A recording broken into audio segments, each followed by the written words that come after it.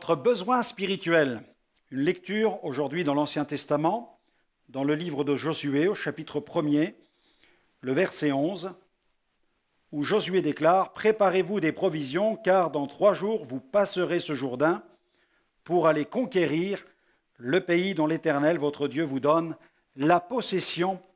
Amen. » La conquête du pays et le maintien en bonne santé spirituelle de l'Église réclament de la part des rachetés qu'ils fassent des provisions d'ordre spirituel. Quand Josué prit le commandement de l'armée de l'Éternel, il s'apprêtait à conquérir Jéricho. Il commanda au peuple de faire des provisions. Noé fut un prophète de justice. Il fut un prédicateur de jugement et de repentance. En prévision du déluge qui lui fut annoncé par l'Éternel, il fit lui aussi des provisions. Genèse 6, versets 21 à 22.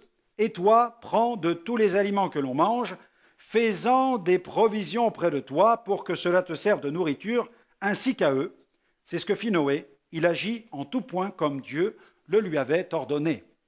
En prévision des événements futurs qui vont secouer et ébranler la planète, il est nécessaire que chaque enfant de Dieu fasse des provisions. Face à ces pénuries annoncées, faisons des provisions afin de pouvoir rester debout au cœur de la dévastation. Faisons provision de nourriture spirituelle. Persévérons dans l'enseignement des apôtres, dans la saine doctrine. Dans ces moments où nous étudions la parole de Dieu, nous faisons provision de foi et de solides fondations spirituelles. Faisons provision de communion fraternelle. Persévérons dans la communion fraternelle, dans les rassemblements de l'Église locale. C'est dans ces réunions que Dieu nous réchauffe, que nous recevons les enseignements dispensés par les différents ministères. C'est aussi au sein de l'Église locale que nous sommes au bénéfice des dons spirituels exercés par les membres de la communauté.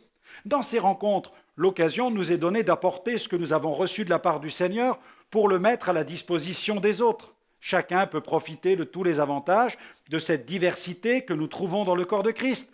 Les ministères, les dons, les talents, les capacités, les aptitudes, les compétences. C'est la richesse de la diversité et de la complémentarité. Le feu de l'esprit est ce brasier qui réchauffe une église locale.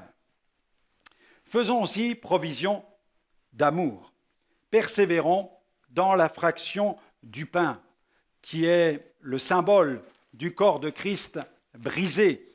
Persévérons aussi dans la communion fraternelle, car l'Église est aussi le rassemblement des croyants. Si Jésus a été brisé, c'est afin de bâtir une Église unie. Le corps de Jésus fut brisé pour nos péchés, et nous qui sommes rachetés, lavés de nos péchés, nous formons un seul corps dont Christ est la tête.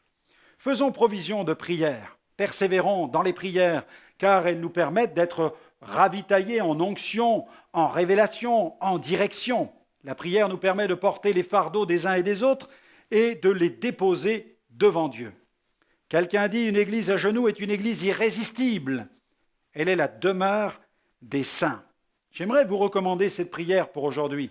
« Oh oui, Seigneur, j'ai besoin de faire toutes ces provisions pour rester debout, que je puisse en prendre pleinement conscience et que je persévère en toute bonne chose. Amen. »